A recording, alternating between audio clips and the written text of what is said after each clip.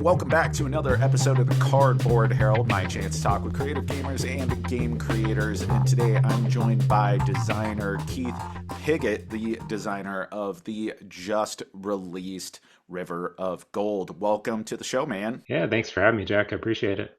Yeah, you just had your big debut at GenCon. How was the convention? How was debuting a game that has such a build up to it at GenCon? Yeah, it was a lot of fun, a little bit stressful, but definitely a lot of fun. So, no, it's kind of, it's just really neat seeing people excited about the game, getting to play several games with people and just seeing the reaction to it. And then, we had three demo tables going pretty much nonstop. We had four games with ticketed events that were going again pretty much nonstop. So it's just really exciting seeing all the reaction to it. And definitely a new experience for me. It's my first one that's kind of gotten some attention, so it's been interesting. Yeah, well, is the audience that you were seeing at Gen Con, Mhm. was it made primarily of people who just saw it as, oh, what a Yeah. beautiful looking Euro game, or was there a lot of interest from old school L5R guys like me? Like, what was the reception to just kind of the presence of the game? Yeah, so I think definitely a little bit of both. I think a lot of people, it's got a very bright gold board. So Yes, people walking absolutely. by, So um, shiny. shines in their eyes, and then they stop and take a look, which is really neat. But I played one game with a lot of old school L5R players who have been following the card game since basically its inception 20 years ago. And yeah, they had a really good time with the game. So it's been nice seeing that that community kind of accept it as well. And hopefully it appeals to a bit of both. So it's definitely drawing a lot of new people, I hope, to the L5R community, but I also hope people like you, people who have a Right. history with the IP, also are willing to take a look at a Euro game, set in their universe. Yeah, well, no, that's exactly what I think is so cool about this is I haven't played a game of L5R in ages, but it used to Mhm. be like my defining game. That was my hobby rather than playing box board games and whatnot. And I had clan affiliations. I played in numerous tournaments of varying sizes. I was part of a really tightly knit community up here in Alaska that would Mhm. regularly send attendees to the World Finals in Gen Con or at Essen. But I don't know anyone who plays L5R anymore, you know? Like, Sure. I don't know anyone who's really heavily into it. And so having this to present to people, I've shown so many people at public game nights and, in my own game group, River of Gold, and I've been like, dude, check out this game. This is totally Mhm. something up your alley. However, I can give you a little bit of context for the world, um, which is lovely. It's just lovely. Yeah, that's definitely what we're hoping for. So, I mean, I think Lords of Waterdeep is a very good comparison, right? Where you don't have to know Dungeons and Dragons, but this is a great introduction for somebody who's into D&D to introduce them to that world. Well, that's definitely what we're hoping with River of Gold as well. That it's a way to sneakily get your friends invested into the L5R world. There's definitely a lot of people at Office Dog and Asmodee in general who are very invested in the IP, and one of the reasons for this game, because I know a lot of people are probably wondering, again, Euro game, kind of light Euro game set in the L5R world. It's not the first thought, but they want something that reintroduces people to that world because there's definitely there's plans for more things coming. There's been a miniatures game announced that'll be coming sometime next year. There's a video game coming, so in the L5R world, and then I know there at least is wishes to go beyond that and and do more products in the future. Rokugan represent. Well, Yeah. did this start as like a targeted Rokugan, a Legend of the Five Rings game, or did this start completely devoid of this? Give me the origins of River of Gold. So it started quite a bit different. Yeah. So this is a game I've been working on since I think late 2018. That's when the first idea for it was. And the original theme was Route 66. So instead of going down the river, you're driving down Route 66, and it's it's very themed around kind of the business side of Route 66 and the growth of it. So you weren't having markets; you're going to farms to get different resources, and converting, delivering those, and visiting service centers and diners and things like that. So that was the first iteration of it, and the game was actually so I pitched it at Origins of 2019. Um, so sent out some emails to a couple different publishers. One of the first ones to respond was Tasty Minstrel Games, Right, which right, was a dream. I mean, they were one of my right. favorite publishers. As a old school beige Euro loving designer, like Tasty Minstrels is an amazing company. I've got so many games from them. So I was very happy about that. Pitched it to them, and they were interested right away. So it's one of these rare cases where first pitch led to a signing. So the game was with them for a while. It went through development, and then of course the pandemic happened, and Tasty Minstrel ended up going out of business during the pandemic. So it came back to me. And then just looking for a new publisher, and Office Dog was one of the ones I saw that had been started as a new imprint under Asmodee.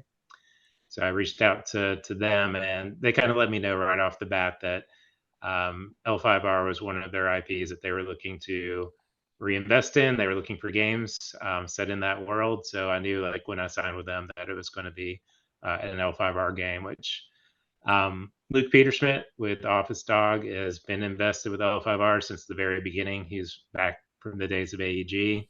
So he has, a very big love for the land of Rokugan. So I was all on board with retheming it to that. As you did this like evolution from Mm-hmm. Route 66 to L5R, were there certain things that mechanically had to be adjusted in order to better fit the theme? Like, what are some of the notes that Office Dog gave you as far as, Yeah. taking this iterated product that probably TMG invested a lot of time in developing and getting it polished up? What did Office Dog want to see out of it? Yeah, so we definitely looked for ways that we could integrate the theme more. So, one of the big things was we expanded out kind of the contract cards, which became deliveries to your customers. So we wanted that to not just feel like, oh, I'm delivering these three things and getting some points. So now it's you're delivering to a noble who then upgrades one of your boats and makes it better and gives it these special powers because it's a better boat that they've invested in.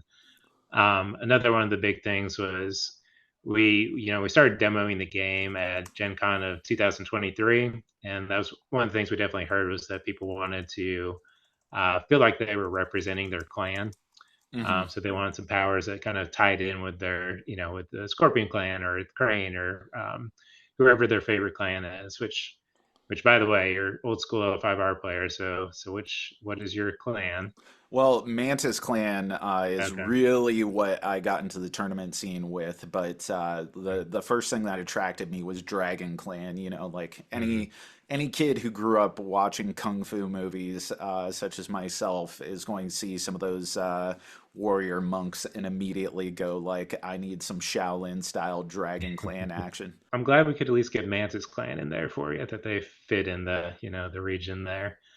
But yeah, Right. we looked at some player powers that kind of represented the clan. So we came up with the clan patrons, where it's kind of an optional module that you can add in if you want to, but it doesn't completely change the rules of the game. But it gives you kind of a little bit of focus either in sailing if you are the Mantis clan, or if you're the Crab clan, you get special powers with building, or if you're Scorpion, then you get to manipulate the influence in regions in fun ways. So we hope that's where a bit of the flavor of the L5R universe comes through. Is Office Dog brand new as of this publication? Like, is River of Gold their debut? So they had a game called Word Traveler that came out earlier this year as well. That was their first game, and Okay.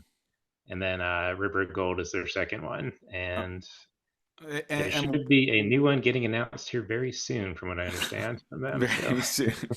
Well, do you feel like there's some difference or like I guess clear understanding on your part of what an imprint under such a big umbrella as Asmodee is. Because, like I Mhm. understand this more in the context of, say, like record labels. Trent Yeah. Reznor has his, imprint, but it's under a much larger record label. So, how much of this is just an Asmodee production, and what does it mean to be an Office Dog production? Yeah, so I think Office Dog is kind of one of the things they're definitely looking for is kind of games that fit under IPs that maybe don't fit under the rest of the Asmodee brand. So they're looking at things that maybe don't fit under Z-Man or one or Plaid Hat or one of their other studios. So I think from what we've seen so far of Word Traveler, which is a very different game than River of Gold. It's a um, kind of a light word game, whereas you're trying to direct people across the board, going to different places in a city. And now River of Gold, which is kind of a medium light Euro. So I think they've got kind of a wide net for the style of games that they can produce.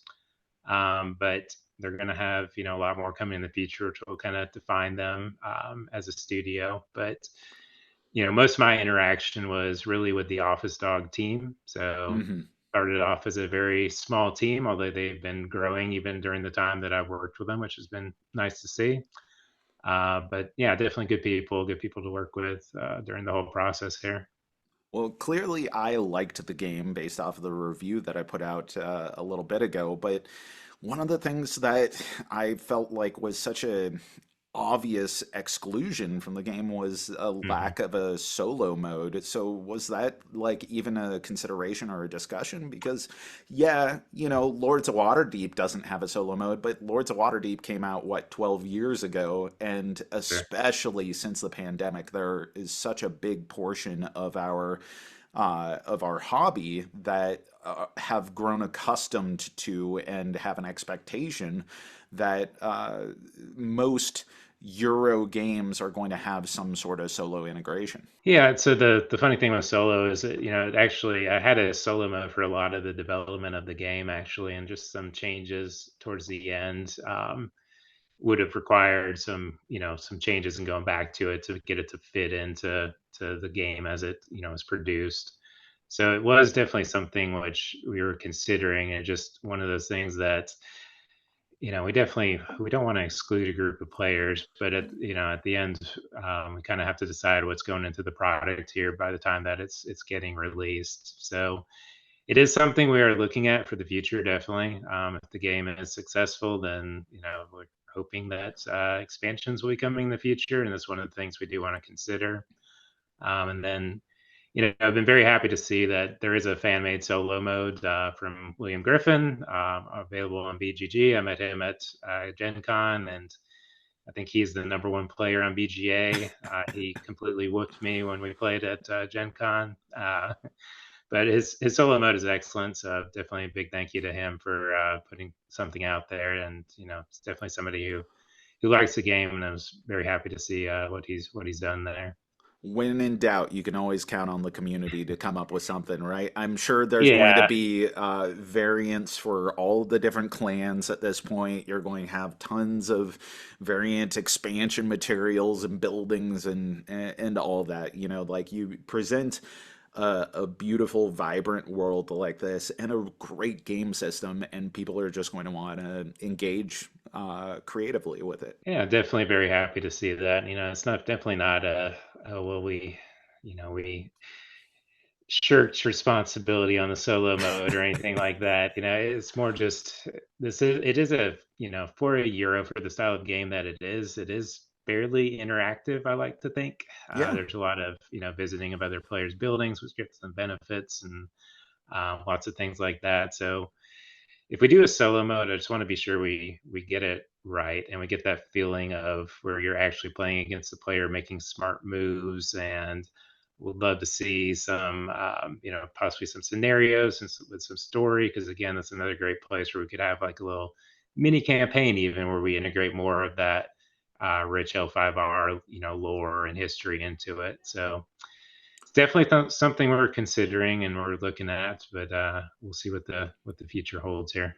Did this always exist as this sort of linear worker placement? I mean, the Route 66 concept works in my mind for that, Hmm.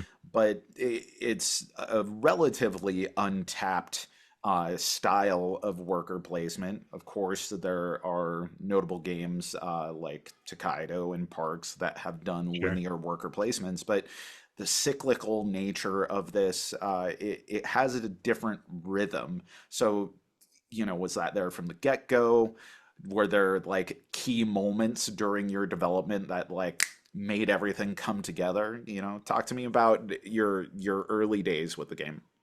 Yeah, so this is one of these rare ones where a lot of it just kind of worked from the start. So the basic idea of the game was definitely taking the Lords of Waterdeep, um, build a building, somebody uses your building, you get a benefit. Hmm. So the idea was, all right, let's run wild with that. Let's take that, let's put it in some sort of a movement based system to where you're not just putting a worker on that building, but you're actually moving along a path or a rondel or something to activate that. So that idea kind of came together with the Route 66 theme at the very beginning, how to activate movement, how to get buildings, how to get contracts, all of that changed quite a bit. So I tried a lot of things with that. I tried worker placement, straight worker placement with dice, where you had certain Hmm. spots where if you want to move, you go here with the die, and that spot is taken, and there's only so many move actions that can be done like in a round. That felt a little bit limiting. So then went with tried drafting, which drafting a whole bunch of dice when you're not quite sure what action you want to take is kind of a mess. So that idea went out the window pretty quick. And then kind of where I ended up for quite a while was the game had rounds. So you had 6 rounds in the game, and you rolled your 4 dice at the beginning of the round, and then you used them to take action. So it wasn't worker placement. You were taking spots, but you could kind of plan out, oh, I'm going to use a 4 to move, then I'm going to use this 3 to build, and so on. So that actually worked pretty well. Made the game quite a bit heavier than it is Hmm. now, quite a bit more thinky, quite a bit more AP prone. Right, right. So, it wasn't a bad thing, but definitely, just was a heavier feeling game. So during development, we played around with some different ideas with that because just kind of felt like the idea of moving down the road or the river and activating those buildings was the heart of the game, and we didn't want a lot of things that got in the way of that. So we just really felt like the game was leading in a lighter direction. So that's where we went down to roll 2 dice at the beginning of your turn, pick one, and then eventually it got down to just the single die. And we found that, all right, as long as we give you enough dice mitigation, ways to where you don't feel like you're locked into that value that you roll, that it really felt pretty good. So that really kind of lightened the game, made it more accessible to a lot of people. It went from kind of a medium, even medium heavy feeling type of game to where it's now a very welcoming. I call it almost Gateway Plus style game. With this being Asmodee, and I know it's an office dog, but like there's a lot of feeling, I guess, in the hobby towards the consolidation of so many other smaller publishers under one big umbrella. And Sure. one of the fears and speculations has been that if something isn't immediately a massive success, that it no longer gets the support that maybe other publishers would have continued on for games. And Hmm. you being a relatively new, or maybe that's a poor term here, a designer who is It's relatively accurate. new to publishing, Sure. um, with only a couple other games under your belt, is there any like trepidation or extra pressure that you're feeling like this game either has to be a massive runaway hit, otherwise you're never going to get to put out the content that maybe you planned and set aside for possible expansion material? Well, I think I don't know if the Asmodee really contributes to that, or if that would just be a concern really with any Right. publisher. I mean, the nice thing with Office Dog is, yes, it's you're part of this bigger overall Asmodee huge company, but I've really been working just with their team, so it's felt in many ways like working with a small publisher. So it's been a handful of people who have been very dedicated to the project and have been very helpful along the way. So the other nice thing with me is this. I do not have any ambitions of going full time in game design. I like my healthcare. I like my I like Yeah, I have no plans of I full-time I have a good podcasting either. yeah, I have a good day job. I'm very grateful that there's a lot of opportunities out there now for designers who do want to go that route, and we're seeing more and more people go full time and having that opportunity. But um, I enjoy keeping this as a hobby thing that I do.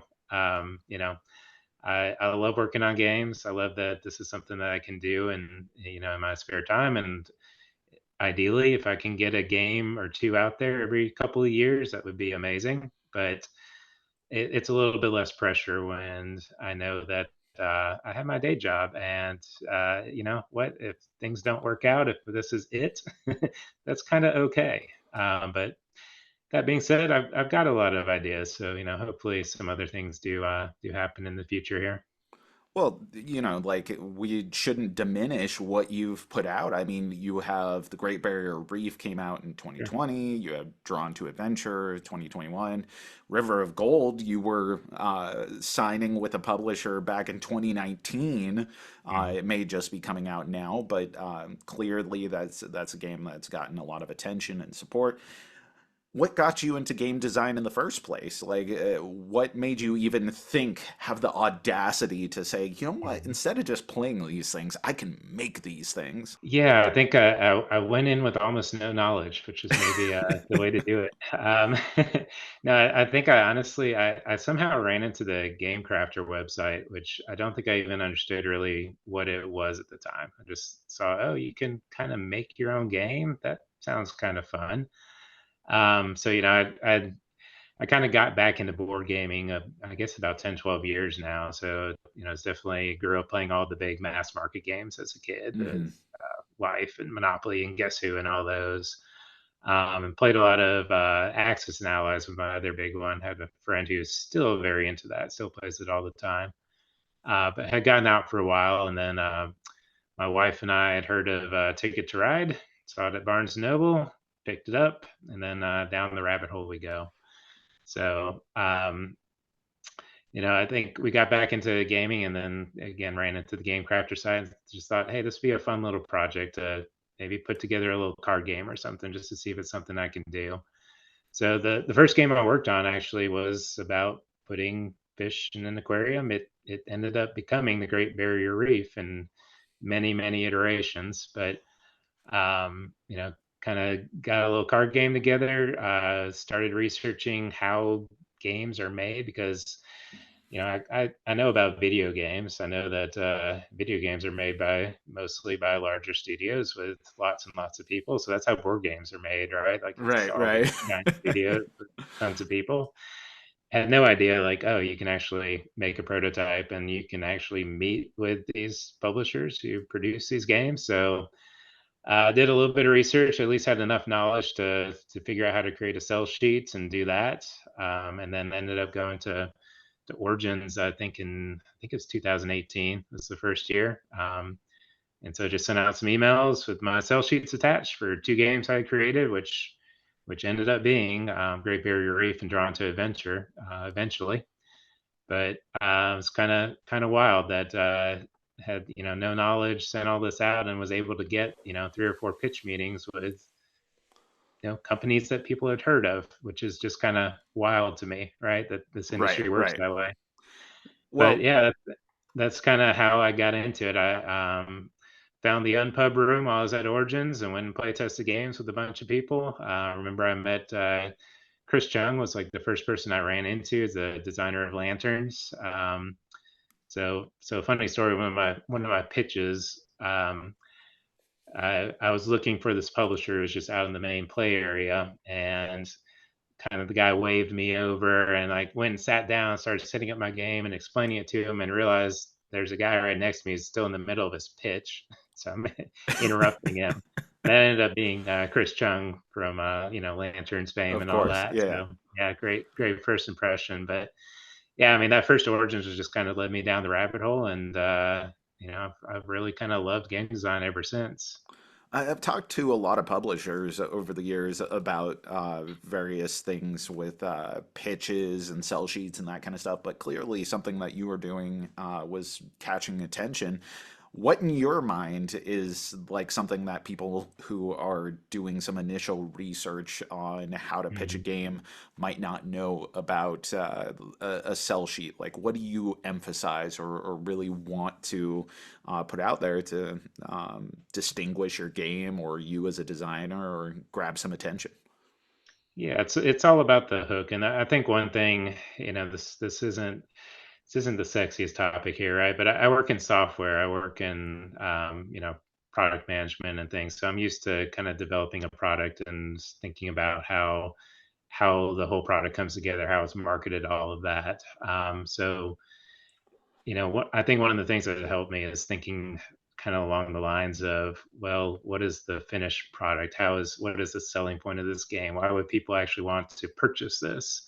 So if you can do some of the thinking up front for a publisher, where you're not just presenting, here's this idea, here's this, but how is it actually going to be presented? What is the unique components or the things that could stand out? What is the way it could be marketed? Some of those things can actually help you get a leg up. And then just I don't know if there's any magic to sell sheets. It's just look up online. There's some good examples out there. One of the first blogs I ran into was Sen Fung Lim and Jay Cormier. They had a website I'm sure is still up there somewhere, but they had a lot of steps on how to go through and pitch your game to a publisher and what to put on the sell sheet and all of that. So that's one of the first things I checked out, and just, all right, check off these boxes here. Let's make sure I'm doing this. So at least looked halfway professional there. Well, when you're not designing, you're following up on some of your other hobbies, including reading sci-fi and fantasy books. Sure. I'm a big sci-fi fantasy fan myself, and now you are no stranger to adapting a design to an existing IP. So, if Hmm. you could design a game in any SFF universe whatsoever, what would it be? Wow. So I think my favorite fantasy series of all time is Realm of the Elderlings by Robin Hobb. I don't know if you're familiar with that Shout out one. to Alaskans, Realm of Oh, the nice. Enderlings, she wrote them in Yeah. Kodiak. Yep. So, I'm not sure what even style of game that would translate to, but A man, if I got to sad do one, something, a yeah, miserable very one, bad one, a very tortured pure one. misery every turn. Fitz, Yep. what are we going to do here? So yeah, you have no agency in that game at all. Everything just happens to you. Just pure misery every turn. So yeah, but yeah, it'd be amazing, right? Like Right, yeah, I'd love that. I'd love that. so yeah, that would be amazing if we could do something in that. Also, like, I mean, Red Rising had the game from Stonemeyer, but I would love to see a large scale, space battle style game in that universe would be Right. amazing. Yeah, I think that even though it was a cool concept and it was, of course, getting the character Hmm. focused concept by having all the different, like color banners, which is such an emphasis of the story. And, you can do really fun things with like, this person's red, but they're also secretly gold or, they're Sure. gold, but secretly red and whatnot, which fits in thematically with the story. But I kind of wanted a big sci-fi space opera, Yeah. give me, some fleets of ships headed by Darrow or something, or, you have to do an assault on Luna, or you have to, do some tower defense off in the Kuiper Belt or something, that would have been cool. Yeah. So what are your sci-fi fantasy nerd as well, right? You said. So what's your dream project? What are we collaborating on? Oh, I don't know. I think I'm a huge James S.A. Corey fan, so Yeah, The sure. Yeah. Expanse was great. Jeff Engelstein's Expanse Mhm. game was good, but I think there's more to explore there. But hey, we could just contact those authors and be like, you got this brand new Captives War series. Let's just Yeah, capitalize on that. Let's do some crazy sci-fi space multi-dimensional stuff, but maybe secretly Arcs is already kind of that game. So true. Yeah. um, we have that. But yeah, no, I'm always interested when these really storied sci-fi and fantasy settings, especially novels, get adapted into board games. And Hmm. that's one of the cool old school elements that I find about River of Gold, is that it feels that way. Also because I've read a lot of L5R books and that kind of stuff. But like when Game of Thrones came out, the game, Christian Peterson hadn't watched a show. He had read a Hmm. book. He was like, "How do we capture the storied universe?" And was able to creatively put an imprint and an interpretation on that in a way that I don't think you necessarily get to do when you have the investment of multi-million-dollar movie contracts and stuff. Um, Sure. so I'm always looking for a good book to game adaptation. Hmm. Well, I would be remiss if I wasn't asking you, Keith, after the success of this game, like what's next on the horizon for you? Like what do you got cooking in the fire?